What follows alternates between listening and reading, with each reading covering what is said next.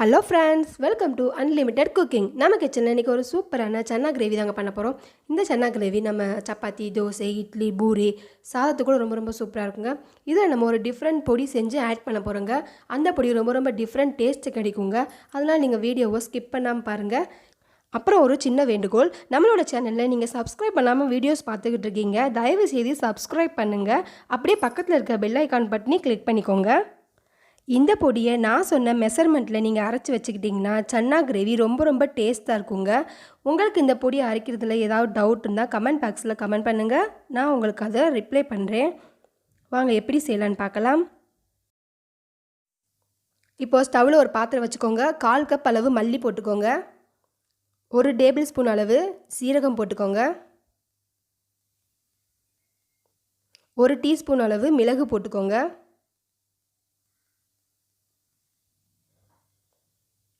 1 table spoon அளவு சோம்பு போட்டுக்கோங்க. ஒரு 3 பட்டை, ஒரு 5 கிராமு, ஒரு நட்சத்திரப்பூ, ஒரு பிரியாணி இலை எடுத்து வச்சுருக்கேன். இப்போ நம்ம அதையும் போட்டுக்கலாங்க.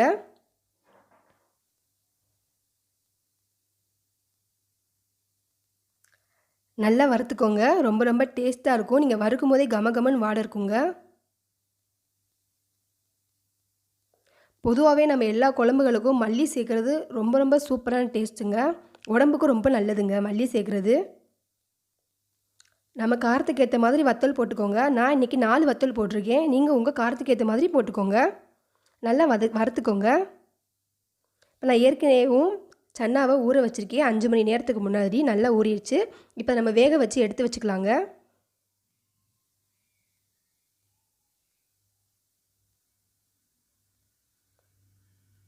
இப்போ நான் போட்டேன். அந்த சன்னா முழுகிற அளவுக்கு தண்ணி ஊற்றிக்கோங்க.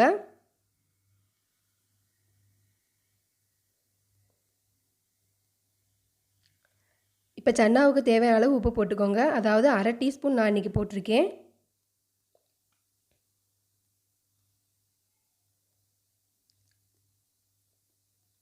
இப்போ மூடி போட்டுடலாங்க.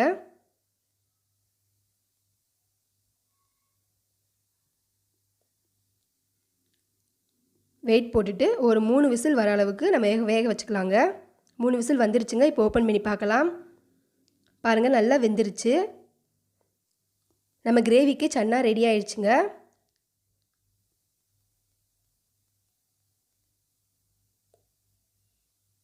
இப்போ வாங்க நம்ம கிரேவி எப்படி செய்கிறதுன்னு பார்த்துக்கலாம். ஸ்டவ்வில் ஒரு பாத்திரம் வச்சுருக்கீங்க. அதில் தாளிக்கிறதுக்கு தேவையான அளவு எண்ணெய் ஊற்றிக்கோங்க.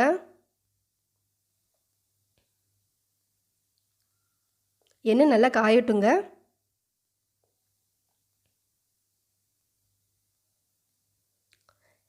எண்ணெய் நல்லா காஞ்சிருச்சுங்க. இப்போ 1 டேபிள் ஸ்பூன் அளவு கடுகு உளுந்த பருப்பு போடுறேன்.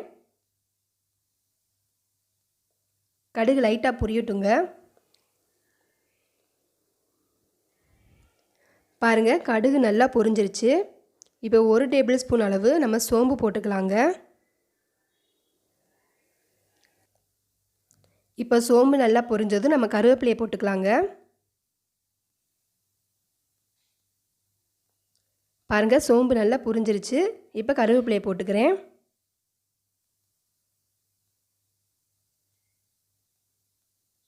நான் பெரிய வெங்காயம் பொடி பொடியாக கட் பண்ணி வச்சுருக்கீங்க. 1 கப் அளவு அதை போட்டுக்கலாம். எனக்கு இது 2 பெரிய வெங்காயம் வந்துச்சுங்க.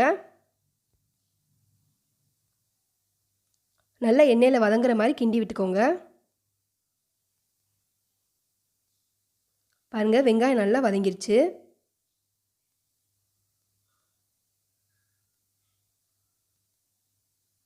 இப்போ இஞ்சி பூண்டு விழுது 1 டேபிள் ஸ்பூன் அளவு வச்சுருக்கேன். இப்போ அதையும் போட்டுக்கலாம்.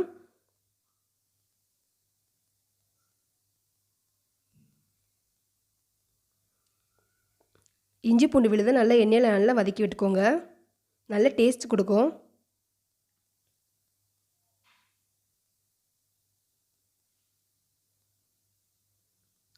பாருங்கள், நல்லா வதக்கியாச்சு. இப்போ 1/2 கப் அளவு தக்காளி நான் எடுத்து வச்சுருக்கேன். அரைச்சி அதை போட்டுக்கிறேன். தக்காளி தண்ணி ஊற்றாமல் அரைச்சி எடுத்து வச்சுக்கோங்க.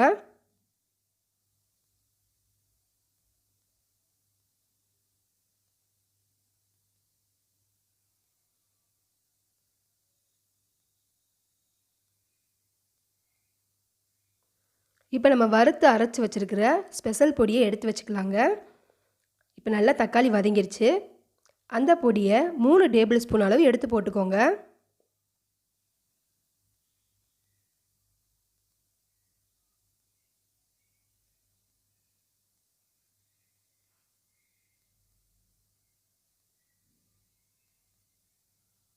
நல்லா எண்ணெயில் கிண்டி விட்டுக்கோங்க. பாருங்கள், நல்லா வதக்கும் போதே நல்லா கமகமன்னு வாடை வருதுங்க.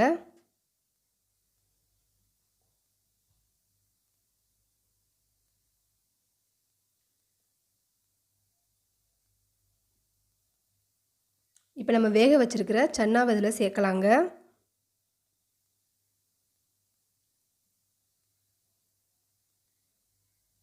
பாருங்கள், நல்லா வதங்கிருச்சு.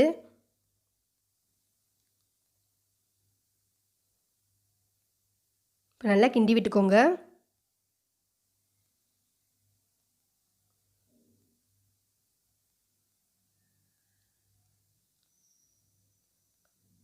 ரொம்ப கெட்டியாக இருக்குங்க, கொஞ்சம் வேகணும். அதனால் சன்னா வேக வச்ச தண்ணி நான் ஏற்கனவே எடுத்து வச்சுருக்கேன்.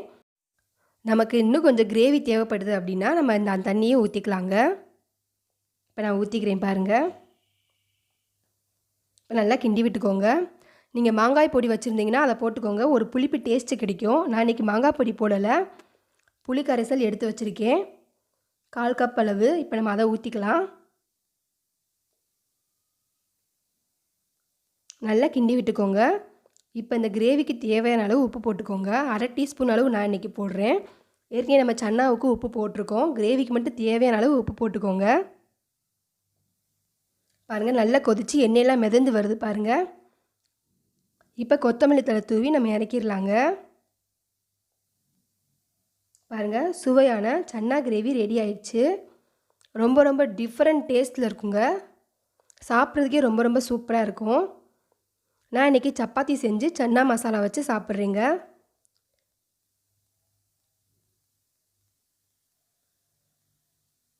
பாருங்கள், சூப்பராக இருந்துச்சுங்க.